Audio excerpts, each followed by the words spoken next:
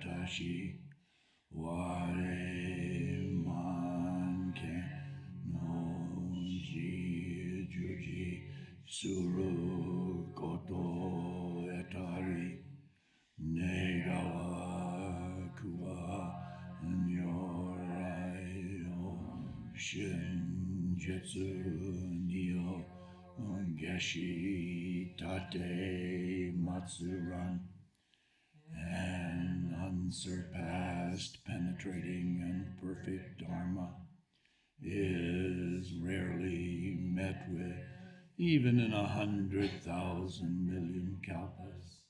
Having it to see and listen to remember and accept, I vow to taste the truth of the Tathagata's words.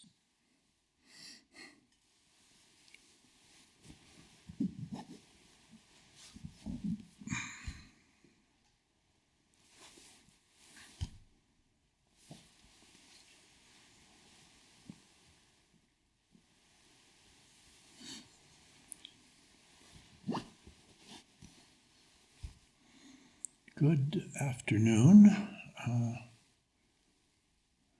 I don't know when this was. This isn't, this is live streamed, right?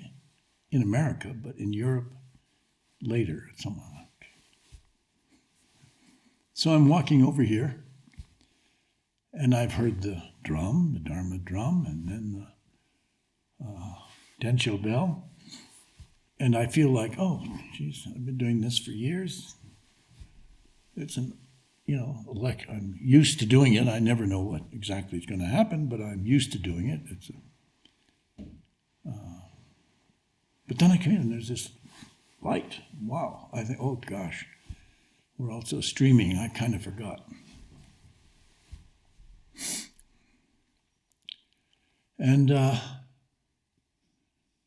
I'm getting a little used to it. But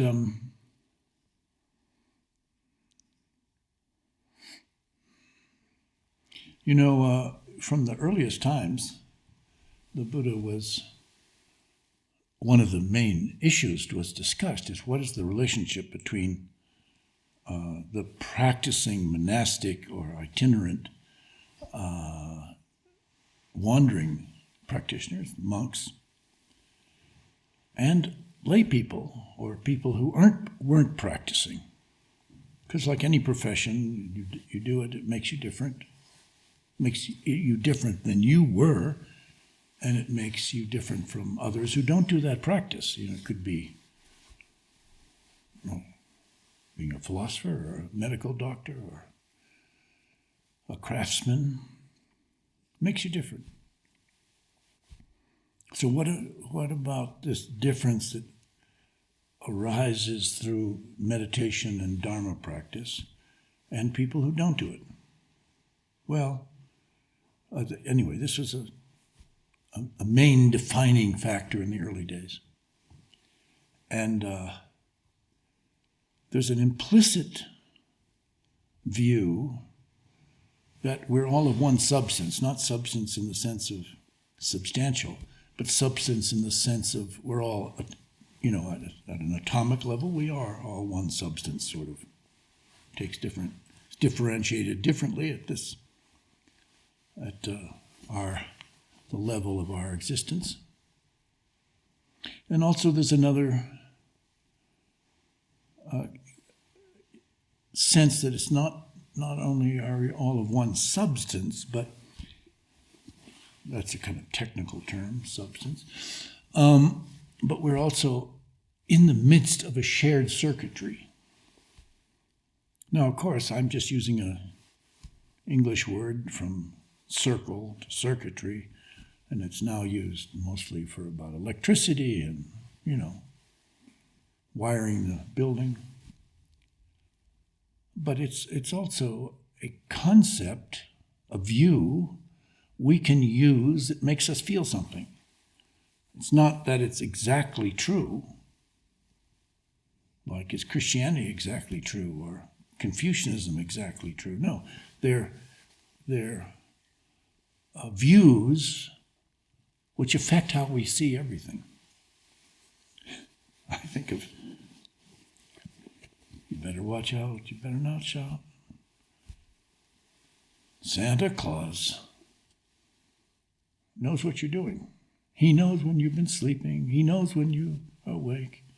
He knows when you've been bad or good. So you didn't expect this, I know. So good, for goodness sake.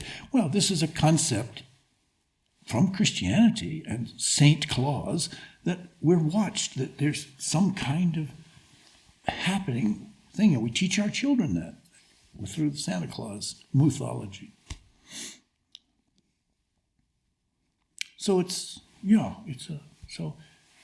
anyway, the concept of, in Buddhism, is there's some kind of shared substancing, or some kind of shared circuitry, or, where we're, no matter what happens, the interconnection is so interpenetrating that whatever happens here also, to some degrees, happens elsewhere. So that concept of, there was a shared circuitry between lay practice and meditation practice, Dharma practice, that if you are a Dharma practitioner, you may emphasize it more than others, but it's still, there's some kind of connectivity that it becomes part of the interpenetrating world. So this was codified as merit. So temples like Eiheiji have a gate for the emperor, which means nothing but a statement. And it's got beautifully gardened, and it's quite a wonderful gate, but it means what we're doing here helps Japan, helps the nation. This is the concept of merit.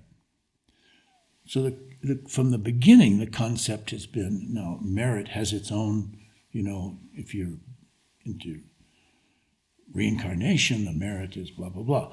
But the emphasis is, for us, it's more like, yes, there is a shared circuitry, and here it is. So, in a way, I just decided to notice this today, that streaming is a kind of merit. We're sharing the practice here, and I'd like to share what you're doing more, but right now we're sharing this practice with you, this 90-day Ango, this 90-day practice period. We're sharing with you so you can participate in this practice, and so the concept of merit is now somehow online practice being shared with others and with non-practitioners. So actually it's doing this is really conceptually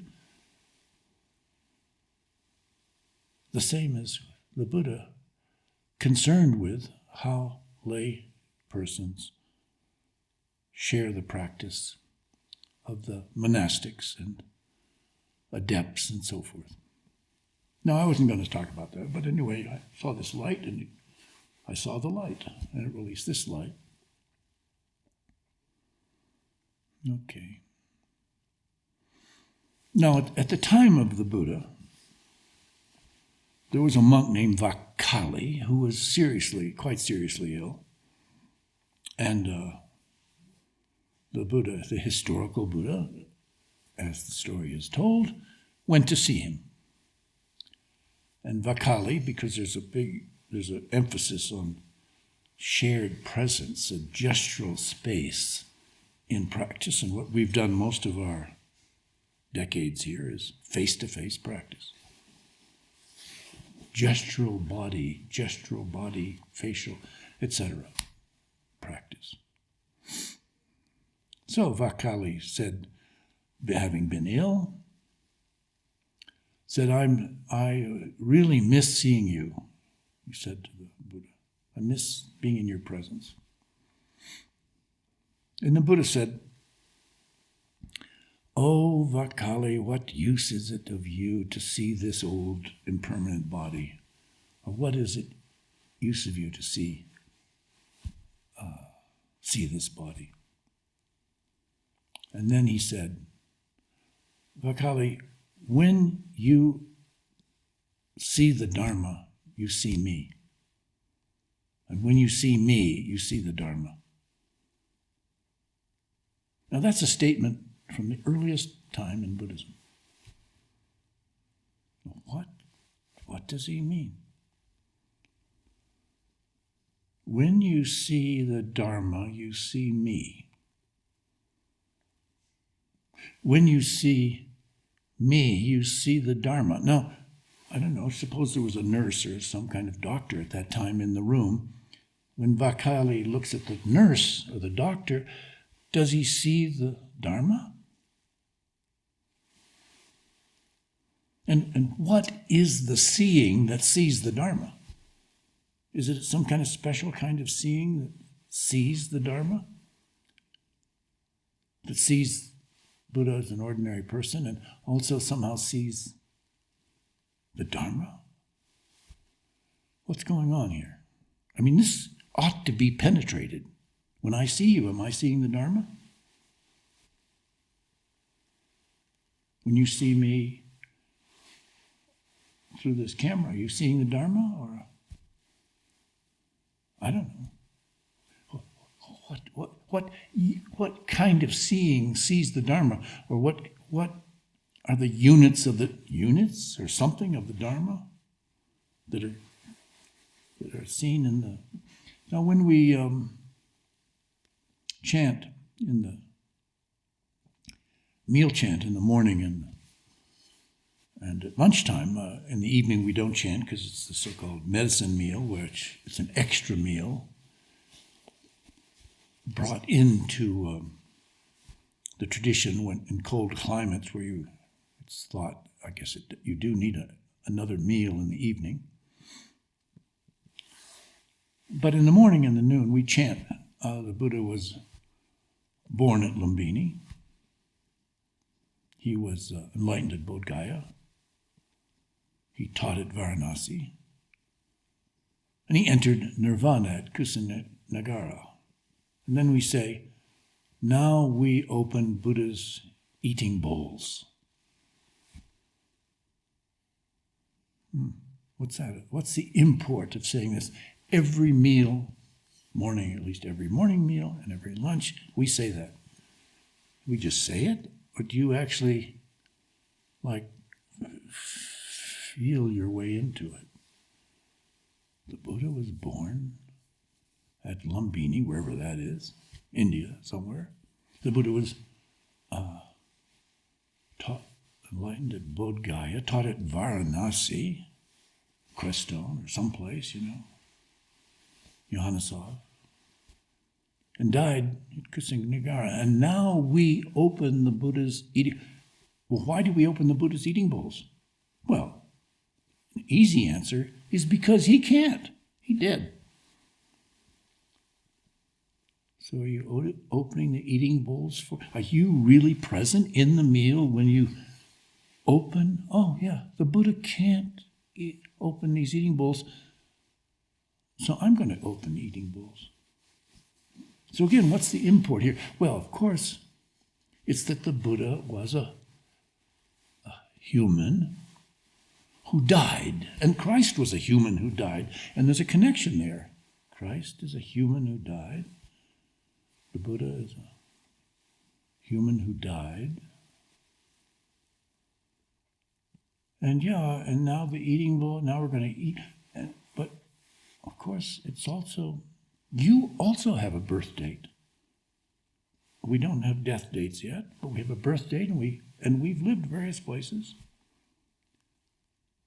So, clearly this is a statement being made that you and the Buddha are humans, and being enlightened at Varanasi. Where is Varanasi?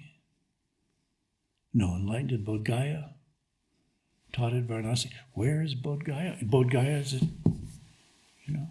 these simple parts of our monastic life are meant to be in-depth existential questions. What am I doing here? And you had a kind of way-seeking mind seminar yesterday.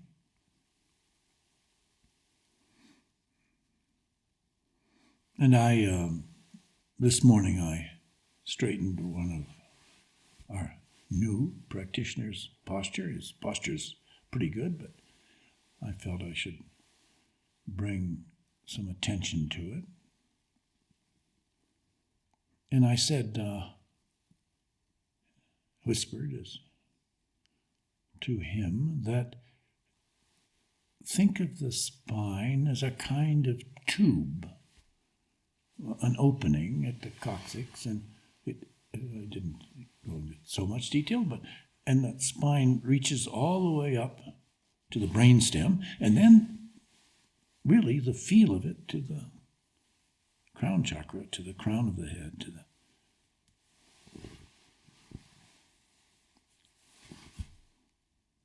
crown of the head. Well, that's a visual image. Now, Buddhism, we have vocabulary, right? And I say I'm using a word as a term. But Buddhism is a kind of, vocabulary, okay, but it's a kind of, the word I would use is viewcabulary. It's a viewcabulary, because Buddhism is really about views you bring into your lived life and into your posture. As I emphasize over and over again, Zazen is not Zazen unless you also have the mental posture of don't move. But Buddhism it's really a vocabulary. It's about views that you bring into your activity and situation. So circuitry is a view. Does it describe the wiring of this wiring maybe, but the wiring between? No, but it's a view that lets us feel and act within our connectivity. So one of the turning word phrases, wados, I've suggested to you, is that we have built into ourselves that space separates. This is one of my earliest transformative insights. And one day I just recognized that's a cultural idea. Space, whatever it does, it also connects, or it's whatever, But clearly it's a cultural idea that's separate. So when you meet a new person, you say, your immediate view is, we're separated. Let's change that. So let's establish a view in ourselves of already connected. So I've been practicing with Lori lots of years, and she's now the Tenso in the kitchen. And when I first met her years ago, I felt already connected. Don't know if she felt that, but maybe a little bit. But now when I go in the kitchen, it's not like she's on the other side of the kitchen. I walk into the kitchen, I feel that already connection, and that already connection isn't something from the past. It's an already connection happening right now in the kitchen. That's what monastic practice is. That's what living in this 90-day Ango is. Already connected immediately changes. You have to be careful. Every time you meet somebody, if you have this view, this mental posture already connected, sometimes people say, geez, this guy is coming on to me, or what's going on here? He's too familiar, it's too intimate, the space, even though there's a distance or some kind of... So you have to make sure that connectedness begins to have the form of the Brahma Viharas, friendliness or equanimity, or, what is this circuitry, this connectedness? Already connected, that's a view. Already separated is a view. Way wow, does already connected make a different life than already separated. Politeness changes, feeling of who you are in the world, how you're connected with everything and person and situation you meet. I mean, really, already connected will, that phrase alone, replacing already separated, can transform your life for the next 100 years, or whatever your lifetime is going to be, will be, might be. Yeah.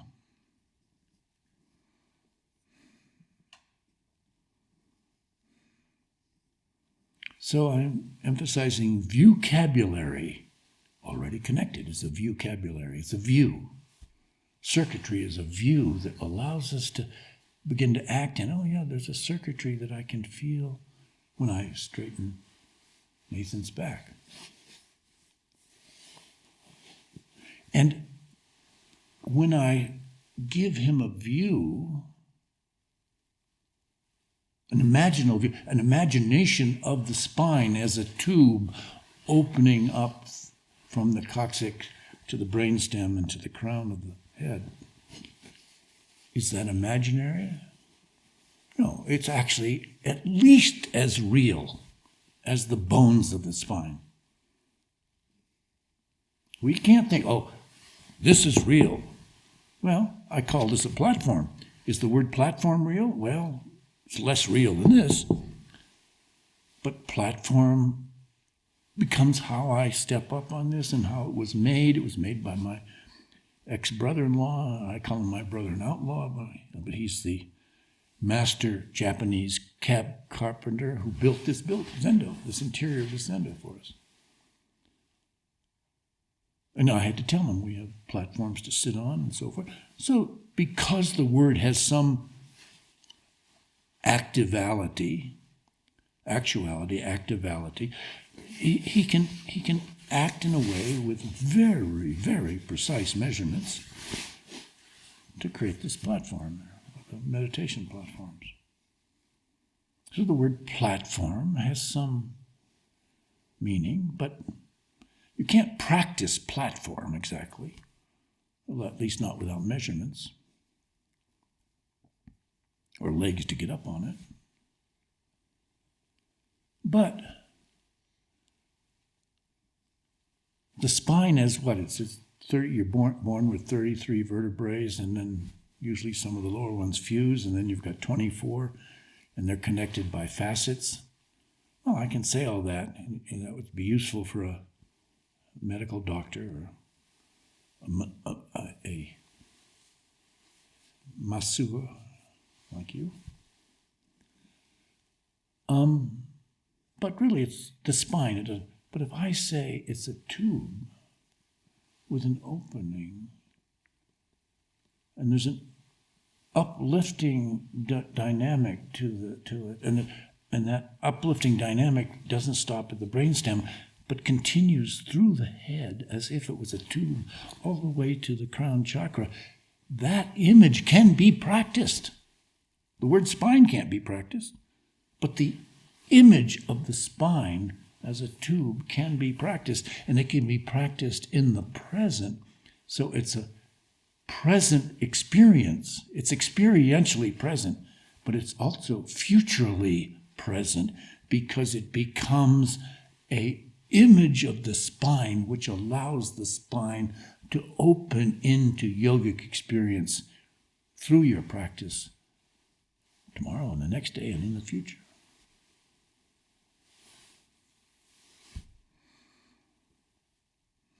So you can see, I hope you can see that the vocabulary is important. The view of the spine as a tube is experientially more real than the view of the spine as a bunch of vertebrae, which you can't really feel, at least until you get a lot more sensitive than most of us are. Now, do I have time to read you this? I guess so. We had the opening ceremony the other day, and I thought the opening ceremony is enough. It was a day when usually in our monk week, our pre-Christian 5-day week, we call it a monk week, 5-day partitioning of the moon month, which puts us on a little different schedule than the 7-day. And that's part of practice, but to get ourselves out, even though in ancient times the whole society would have been on a monk week type. I think, I'm not sure, but I think. But here, the fact that it's different allows us to disconnect a bit with the rest of the rhythm of the world. We create a new rhythm here that we share in this monk week. So then the opening day was a monk week day in which I would in Ango, the 90-day practice period, I'd be normally scheduled to give a lecture, but I said, geez, we'll have an opening ceremony, and I said something, so that's enough. So some of you those of you on the other side of the camera, hi, got a message saying the potential lecture was scheduled. Now, just let me say, oh, well, I will. I'm going to talk about it. So what I said some of what I said at that opening ceremony, and I might read it because I read it then. And I said, I would like each of you, each of us, to imagine you're an alien in a strange land, perhaps an adoptee in a Buddhist world. And you're making it home here. So if we can really get the feeling that we're in a world where already separated doesn't make any sense, and if you think that way, almost none of the teachings will actually get you. They just kind of slip by in generalizations. Oh, it's something we chant in the morning at mealtime. No, it's a description of your lived life in this place where we're already connected in a circuitry, in a shared substantiality.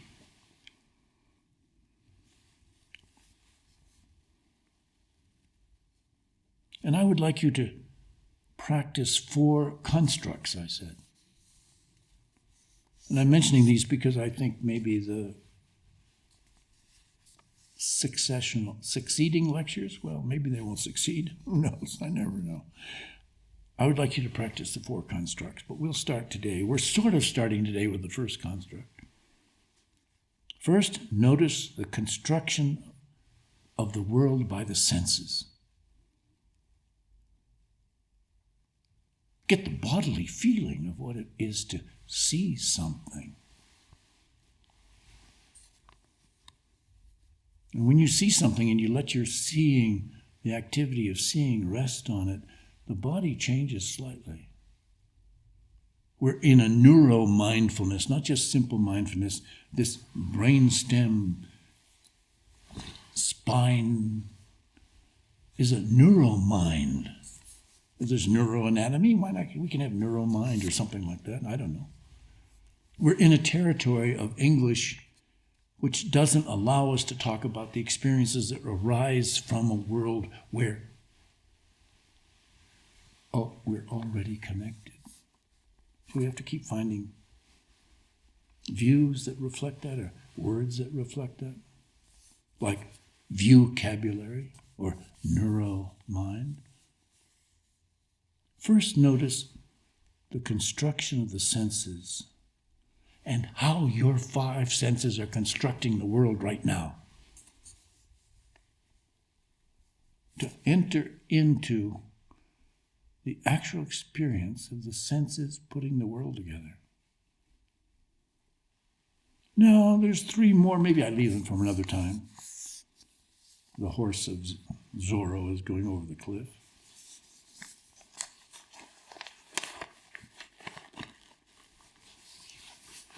You know, when I give a lecture, a talk, which I know the primary audience is being streamed, like the Sunday talks I did for many of the weeks of this pandemic. I did get by the way, my first, as an 85-year-old, in a couple of months, I got my first shot. No, over here. Made me kind of sleepy for a couple of days, but I don't know whether it made me sleepy, but I was sleepier in the afternoons afterwards. But during these Sunday pandemic talks, where the audience was primarily streamed, what was happening in me? What did I feel I was saying? Well, I felt I was giving some seeds, maybe even planting some seeds in myself, because I'm finding this out as I'm going along. But also, I hope, to some extent, I'm planting them in you, or you can plant them, I hope. Find the soil, find the plow. But also, I have felt I was giving you presents, wrapped up presents, which you could unwrap in some other present. Yeah, that's what I felt. That's how I'm speaking. And and so then I have to I was looking at what happens to me when I was speaking in the sesshin, the Rohatsu sesshin.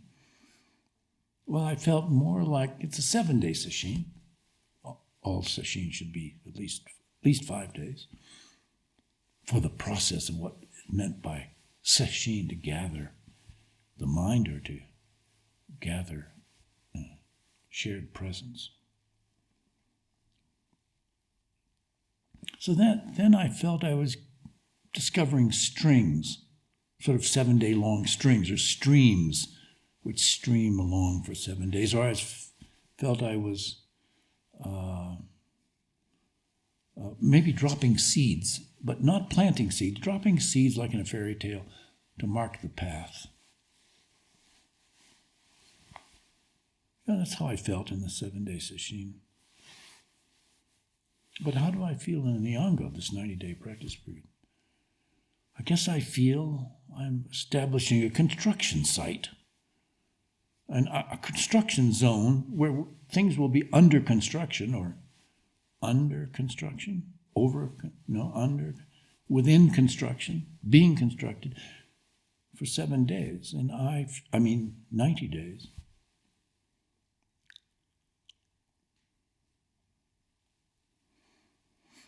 And I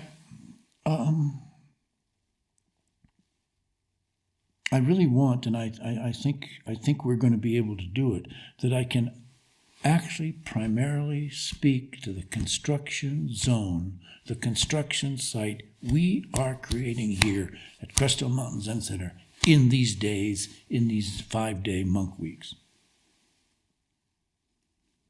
And I'm treating you, as observers, participants.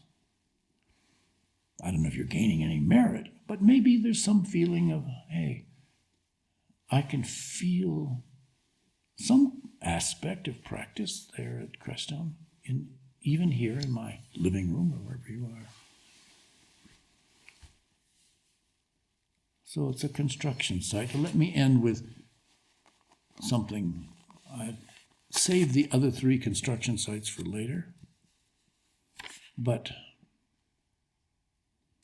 as I said in the opening ceremony, I'm not making all this up. I am not. We are not making all this up.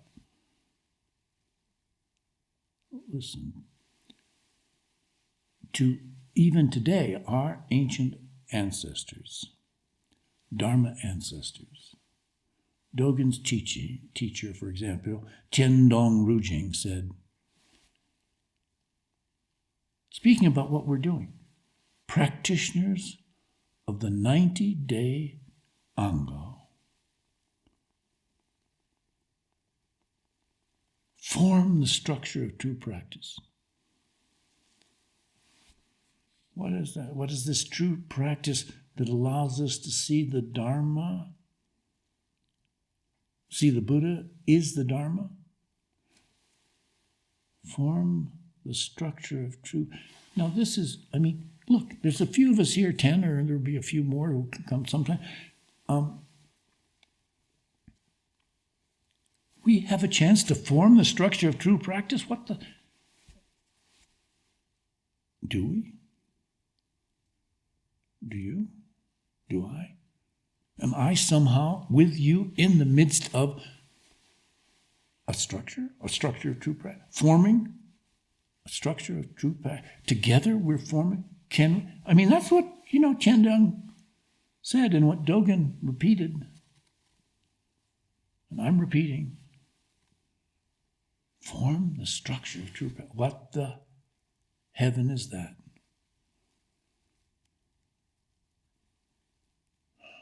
Yeah. And then Chandang said, and carving a cave in emptiness. What's that? Carving a cave in emptiness. The spine as an opening for our yogic experience. Carving a cave in emptiness. And then Chandang Rujing said, please complete these two things. That's a voice from the past and a voice today. Please complete these two things. Okay? I'm not kidding.